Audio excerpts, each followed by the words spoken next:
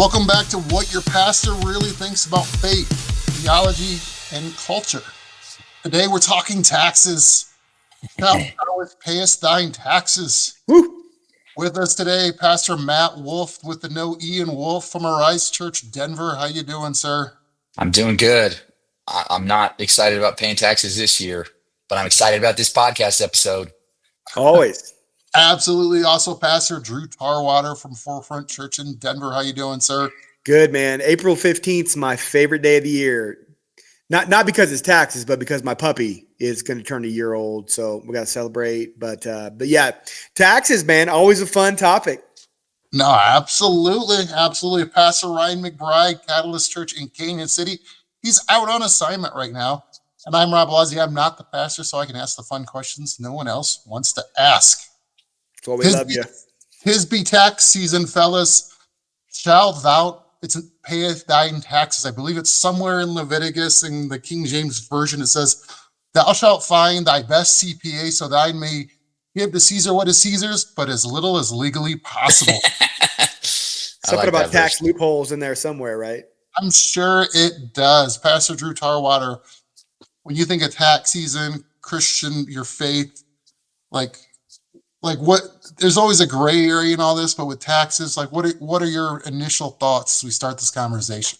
Yeah, I think we're all going to go to that famous verse in the book of Matthew, right? Where the Pharisees and the leaders come up to Jesus and they're like, hey, Jesus, is it lawful for us to pay taxes to Caesar? Matthew 22, verse 17 through 21, it says, Jesus, what's your opinion? Is it right to pay the imperial tax to Caesar or not? And so Jesus says, well, show me a coin. Whose image is this? And they say, well, it's Caesar's. And then he famously says, well, then give back to Caesar what is Caesar's and give to God what is God's. And so you definitely see this biblical concept that Jesus outlays, that there is a civic responsibility to pay taxes, but also a spiritual allegiance to God. And so, we are the bare image of God's image. And so we give God our lives, but yet we play our part to provide taxes to our governments, because that's what God established to help build roads and have infrastructure and help life flourish. So I do think taxes is a biblical concept, but it's always fun to talk about. Pastor Matt Wolf, when you think of taxes in church and the Bible, what are your thoughts? Well, I don't know anybody who likes taxes. Let's just get that out of the way. And if you do, you got an issue. And we'll pray for you. We will cast out that demon from whatever's going on, because we pay taxes. If you make money, if you have income, we pay taxes. If you spend money, there's sales tax. If you just live, there's property tax. And if you're like, I'm renting, I don't pay it. I'm like, yeah, you do. You pay your landlord's property tax. We're paying taxes left and right, front and center. So we could have a whole episode and maybe we could talk about it, like whether all these taxes are just or right. But the thing is, like Drew said, the Bible says we're supposed to pay taxes. I would bring up another scripture in Romans chapter 13. We talked about this in our episode talking about like governing authorities. God literally says, hey, these governing authorities are established by me, every single one of them. And then he goes on in verse 6 to say, this is also why you pay taxes, for the authorities are God's servants who give their full time to governing. Give to everyone what you owe them. If you owe taxes, pay taxes. If revenue, then revenue. If respect, then respect. If honor, then honor. We got to pay our taxes. And one thing I want to point out, it says God's servants. That word servant is the Greek, is the same word for the servants who worked in the temple, meaning that the IRS agent, that mayor that you don't like, the police officer that who knows what your thoughts are, those people are God's servants, just like Drew and I serve in the church. And so that's a pretty high calling. And I think that to me, it's kind of pretty black and white. We've got to pay our taxes. Yeah. No. And then as we think of it, there's always those gray areas on, you get the CPA to make sure. Would you see that as tax planning, like where you're just trying to be frugal and smart with your resources, or is that like a gray, like when you guys think of like, the joke is that hard right wing, CPA to make sure you pay as little as possible. That's all the CPAs we want, right? Like it's like but is that like, I'm trying to think the best way to frame it, where what about the idea of paying as little as possible as legally as possible? Yeah, it's interesting. Like you drive down the road, speed limit 70, and you feel like you can go 75, right? Like the human condition, the human heart always tries to push the level a little bit. We always try to find a loophole. It's like when your kids come up and they say, "Hey, Dad, what would you do if I, punched my sister, stole her, her piggy bank, and ran away?" You're like, "Well, what are you getting at here? You trying to go to Chick-fil-A? Is that what we're really talking about here?" Like we're always trying to find the limit of what we can do and how far we can take it. And I think the same goes with this concept, right? Like there is a government tax code. So legally you can, find tax breaks and loopholes and shelters and all those things, right? Is it wrong? I mean, that's legal. I do think there is this level where paying taxes is an act of integrity and submission. So as Matt just said, God has given government to be put in place. We've talked about this before, to punish those who do evil and to praise those who do good. And a lot of time we put ourselves in the seat where we go, well, our government's corrupt, it's oppressive, and it's godless. So therefore, I'm not giving them my money. But doesn't that put us in the seat where we're trying to play God? And so in a way, just paying taxes in general is a way just to say, okay, I submit to God's authorities in my life, and at the same time, I'm gonna act with integrity. But if the tax code says that as a property owner, you can do X, Y, Z, or as a business owner, you can do this, then it's not illegal to actually pursue what's beneficial for your company. So I think it's a case by case scenario. If you hire the best CPA out there and they're doing a good job with integrity and honor, then it's fine. If you hire somebody that's trying to cheat, lie, and steal, then I'd say, before the Lord, that's not the right heart attitude to have. Yeah, I mean, I'm just gonna jump on with what Drew is saying. There's a difference between loopholes and illegal, because a loophole sometimes there's intentional ones, like the government actually wants to intentionally incentivize you, for example, to put into retirement. They give some huge benefits to retirement, and I'll give you an example of that. This year, we didn't put enough in withholdings. So my father-in-law, who is a retired CPA, he still helps me with taxes. He ran his own CPA company for his entire career. He said, he's like, when he first looked at it, he's like, "Matt, it looks like you're going to owe $4,500 in taxes this year." And I was like, oh, to the gut. I was like, oh no. And then he's like, "But let me see what I can do." Well, if I put in some money into, an IRA, all of a sudden I'm getting $1,200 back and I'm investing more for the future. I'm going to choose that option. That's not illegal. That's using the incentives the government builds into the tax code. Now, let me flip it another way. I worked as a waiter when I was paying my way through seminary, when I was, and I remember the first. Was it like a high-end like steakhouse, or was it Applebee's? It was like a local Applebee's. It had burgers and barbecue. It was a local place, so it wasn't a chain. But I remember that first time I got like my cash tips, and I was like, okay, well, how much do I plug in? Because they have their system. You can put in how much tips you got for the day. And I was like, how much do I put in? And someone's like, I just put in like the bare minimum. If you don't put in anything, they're going to be looking at you. If you just put in a little bit, you're going to be fine. And I was like, wait, I could put in 10% or 20% of the tips I actually made. Well, I believe I have a conviction that I'm supposed to pay my taxes on every dollar I make. I don't like that, but I'm going to report every single dollar. And they all thought I was crazy and a weirdo. I'm like, I don't care. I'm going to do it. I'm not going to do cash, deals under the table for paying for stuff. Like I'm going to pay my taxes. It's not necessarily my job to pay your taxes or to, rat on you what you're doing, but I'm going to pay my taxes to the full extent. So that's not a loophole, even though it's like technically you can get away with it. It's like, no, that's illegal. Most people just don't get caught.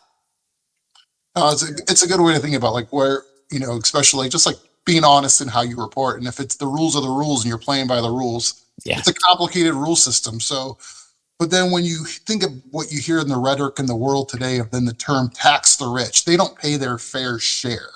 And you hear that and then you hear things from both sides, but like the idea of tax the rich is where they're saying they've made so much, we have to take it back.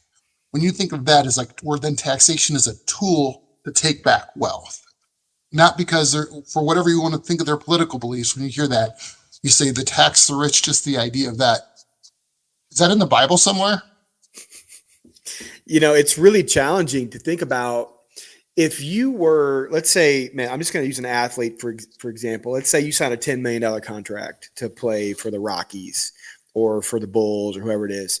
I mean, at that tax rate, you're paying 50% of your income in taxes. Plus, you're paying an agent. Plus, you're paying your manager, whatever. So those guys are probably walking away with 35% of what they make. So, yeah, $3.5 million, still a lot of money. But when you look at it and you say, well, actually, I'm getting paid $10 million a year, I'm only walking away with $3.5 million. That's tough, right? And so translate that to our modern world. You make $100,000. You tell somebody, hey, I'm gonna pay you $100,000 for your job. You're like, man, that's great, but you're only going to take home $35,000. You're going to go, what? That is crazy. And so I think when people think about taxing the rich, what they're really talking about is corporations. I think when it comes to big time earners are paying a ton of tax. Where the challenge gets in is people go, oh man, let's just take the president of the the S&P, right? Or whatever, right? The S&P 500 guy makes $100 million a year, right? You're like, oh my gosh, that guy makes way too much money, but he's paying $50 million in tax. You take a corporation like Honda, right? Honda's trying to figure out a way to pay them the least amount of taxes, right? So they can keep them more, obviously they want to pay their top earners. They want to be able to put more money back into the business. And so I think when people get into this, hey, tax the rich thing, where they really get hung up, I think, is with corporate tax, because our tax code in America tried to spur business on, hoping that companies would pay their employees. And a lot of companies have paid their top employees and maybe not their lower employees. And so it has created a little bit of a heartburn. And, I definitely think at that point you have to say, is our heart trying to honor God in the way we pay our employees? And that gets into a whole ethics of business situation. But I think that's really where the rub takes place. It's more the corporate piece. Yeah. And it's actually even more complicated than Drew was letting on, because there's the corporate tax rate, but businesses can have actually huge losses. Like everybody got like flipped out a few years ago. I can't remember the details, but Trump was like, had a business deal where he lost $100 million or something. And people are like, oh my gosh, he's a terrible businessman. Well, actually he gets to have those losses on his, extend those out for however many years. So he doesn't have to pay as much taxes because he's actually losing money, not gaining money those years. And so there's ways to game the system with how businesses do it. They like to have some debt. They like to have some losses. I know some big businesses that will buy failing businesses so that they can show a loss on their, taxes at the end of the year. Same thing with capital gains tax. That's another tricky one, because a lot of very, very high wealth people are not having a very high income. They don't. It's all stock options. It's all these investments that pay very little over time, because the capital gains tax is way less than that 50% you were talking on income. So I know it's way more complicated than that. But I also know that's got to be fixed in the tax code. You can't just be mad at someone for not paying their fair share of taxes. Because here's the thing, my father-in-law told me this. I didn't know it was real until he told me. He's like, everybody who complains, they need to pay more taxes. Well, did you know any single person, and sometimes it's the rich people saying that too, right? You hear the Bill Gates, everybody needs to pay their fair share of taxes, especially us billionaires. But did you know that as an individual in our country, you can donate money to the federal government? You can give money. They'll even give you a tax break if you give them more money. And how many people actually voluntarily give more money to the federal government?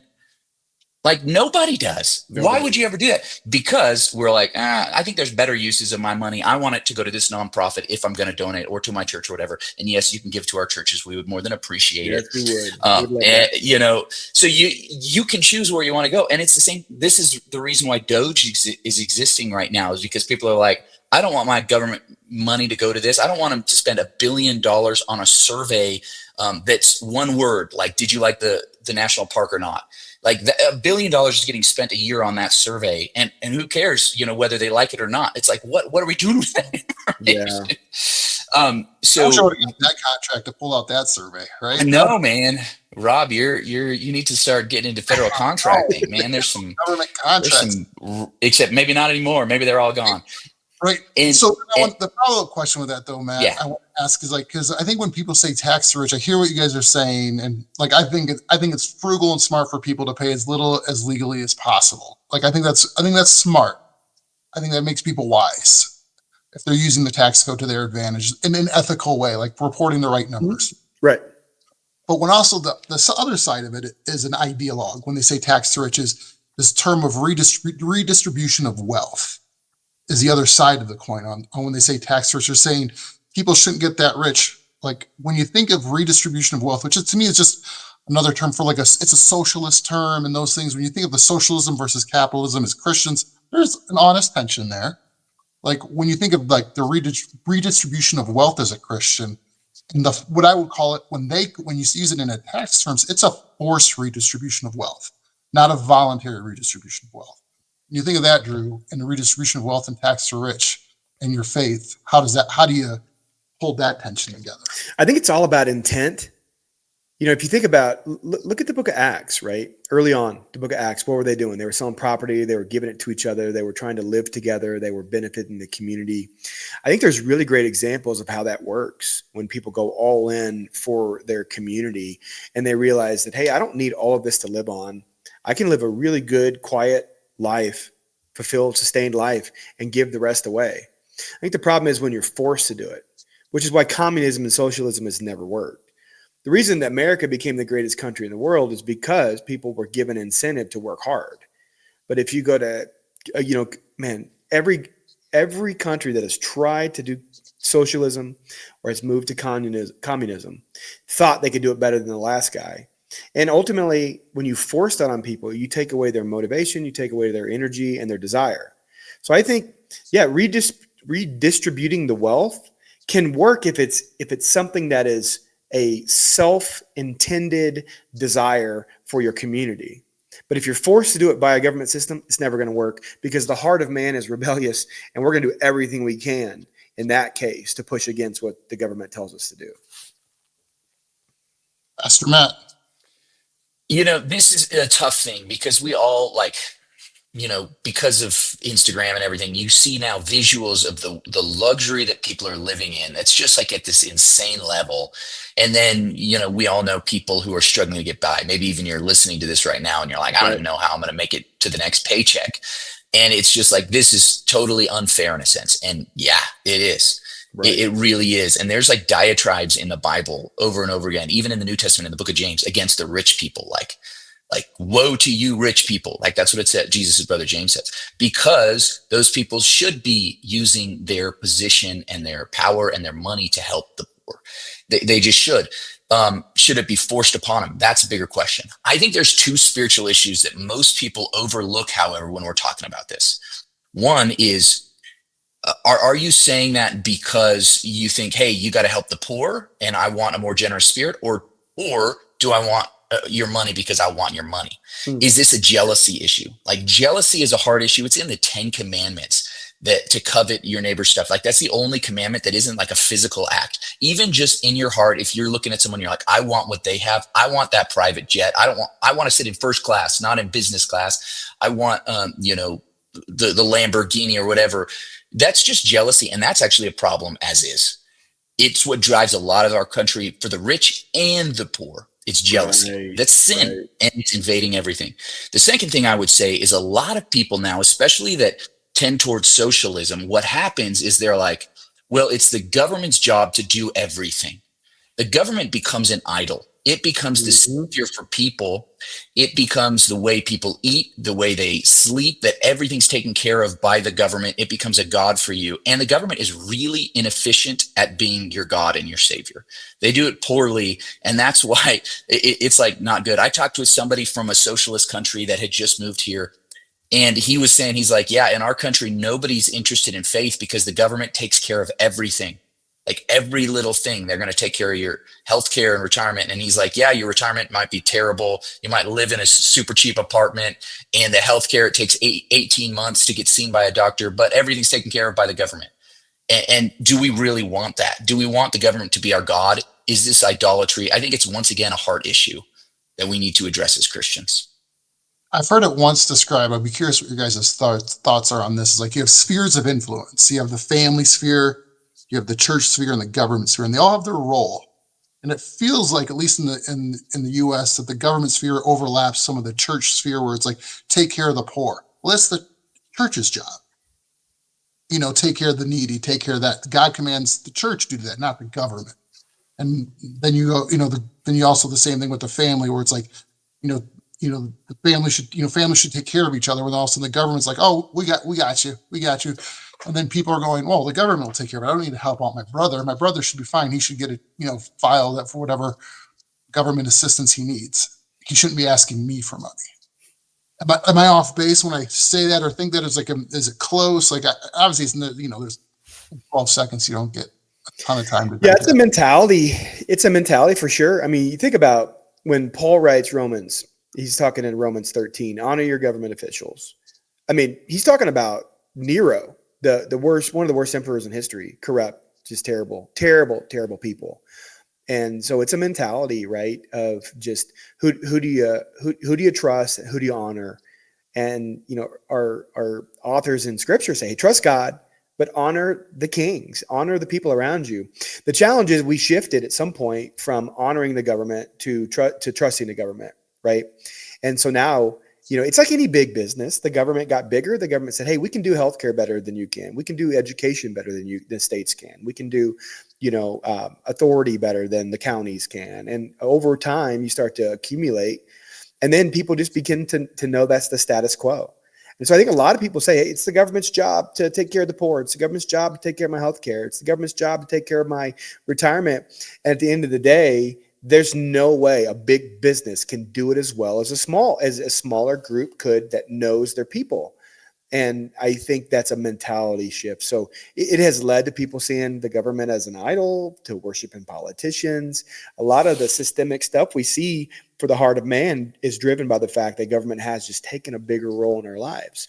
So it's an ethical question, Rob. I think ultimately, if we trust God and honor the government, it'll keep our heart in the right place. But when we trust the government, it's just going to lead us down a path where we lose control and we begin to abdicate our responsibility. Yeah, and if I could jump into what you're saying, Rob, I would love if it was as clean cut as you were saying. Like, here's the family responsibility, the church responsibility, the government. But in the Old Testament, the church and the government were the same. So you paid your taxes and your tithes. They kind of like went together, and the government and the church, it was like pretty intermingled. So it's not as clear cut. What you do see in the New Testament, like, for example, just in the letter of First Timothy that Paul writes to Timothy. So he's kind of explaining how a church should work. And he's like, okay, whoever does not provide for their own relatives is worse than an unbeliever. That's what First Timothy 5:17 says. Meaning you are like someone who should be going to hell if you're not providing for your family. And own relatives means like extended family. If you're not financially taking care of your extended family, meaning they have food and clothing, because that's like the bare minimum in the Bible. Right. If they're not having those things, you are sinning. Like, so here's the thing. If you're listening to this and you're expecting the government to take care of your living situation and pay for you, get a job. I don't care your disability. And I know this is going to be harsh for somebody because I've talked to people, oh, my back hurts. Like, get a job in a call center. Like, there are jobs where you can work from home now. You don't even have to physically go anywhere. Stephen Hawking wrote a book and was a millionaire. Like, you can get a job and provide for you and your family. So that's a harsh word for somebody. And I'm saying this because I love you. And I want you to provide for your family. And you're going to be better off than the government stipend that you're getting right now, which is nothing. Okay. So you should provide for your own family. But also in 1 Timothy 5, there's some instructions on how the church should take care of the widows. There are widows and orphans and sometimes immigrants. That's a big section in the Old Testament that are so poor, so struggling that they don't have enough money even for the food and clothing. The church steps up for that. But even that, Paul has some instructions like, hey, if they're a younger widow and they're just going to remarry and, whatever, like maybe don't take care of them as much as the older widows who literally have nothing for themselves and can't get a job anymore. Like we should help even more for them. And then like in Second Thessalonians, he's like, if you don't work, you don't eat. So is something like, are you contributing even to the church? Are you volunteering your time You can't work. Well, what can you give back? Like everyone should be a contributor. And a lot of that is for our own dignity. So should there ever be anybody, whether it's in the family, the church, or the state, who is doing nothing and getting everything taken care of, unless you are absolutely physically incapacitated, no. Right. Right. As we wrap this up, Drew, final thoughts. Yeah, I think it's about intentions of the heart and honor. And I think for most of us, for every single one of us listening to this, man, we don't want to pay taxes. We want to hold on to what we have. And sometimes money becomes such a huge idol in our lives. We got to be careful. So if this tax conversation raises your blood pressure, then I think we should look under the hood. Maybe for some of us, it's because of jealousy, like Matt said earlier. Maybe it's because we were expecting more from our government to take care of us more, and we have an unhealthy view of politicians and our government. Maybe for some of us, we just have really fallen upon hard times, and we need somebody to come and love us. And if that's you guys, come to your church and ask for help. Ask for people to guide us or to guide you and to love on you. Yeah, I just think there's so much there, but it comes down at the end of the day. Can we put our trust in God, but still honor the systems around us and do things with the right heart and to try to do them the right way? I think we can. I think that's the call on our lives as believers, is to trust God first, but then to honor the people he's put around us. Pastor Matt Wolf, taxes, final thoughts. Yeah, I mean, I love what Drew's saying. If you're struggling with paying your taxes, or like I gave you a pretty convicting word. If you're struggling financially, like our church Arise, and I'm sure Forefront and Catalyst, and there's other churches, like we actually help a lot of people out financially. Like when they're stuck in a month because they had a big health issue come up, or someone died. I just helped a young woman. Somebody died in her family. She was out of work because she's getting paid, if she shows up. She doesn't have a salary. She was out for a few days for a funeral. Well, we're going to step up and we're going to help financially. And we're going to do that as a church. We also have Financial Peace University. Like, get in one of Dave Ramsey's class, because if you're bad with money, no matter how much money you make, you're still going to struggle to pay your taxes and get by. So get in the class, learn how to manage your finances. Like, we offer that class. You can take it right now. It's offered all over the place. Just get better at managing your finances, get some help. And let's pay these stinking taxes that we don't like, and do better next year, so I get the right amount of withholding and I don't have a big tax bill come in that was unexpected. Right. Absolutely. I can appreciate that, working in sales too. So, but if you have questions, thoughts, leave them in the comments. If it's something you want the guys to ask or answer on and talk about, if it's something a little bit more where not really sure you want to put in the comments, feel free. You can email me directly. It's Rob at Simpler. That's ROB@SYMPLER.com. And I'll share it with the guys. And if you need help, email us, comment, let us know. We'll be glad to help you out, point you in the right direction wherever you may need help, wherever you're at. Maybe even if you're outside of the Denver metro area, these guys know everybody. It seems like around the country, or someone probably near you. You need help. So be glad to get you connected. And Drew, just so you know, the taxes doesn't raise my blood pressure, because the doctor gave me some medication. So That's good. control that blood pressure a little bit here. So thank you guys. We'll talk to you again here real soon.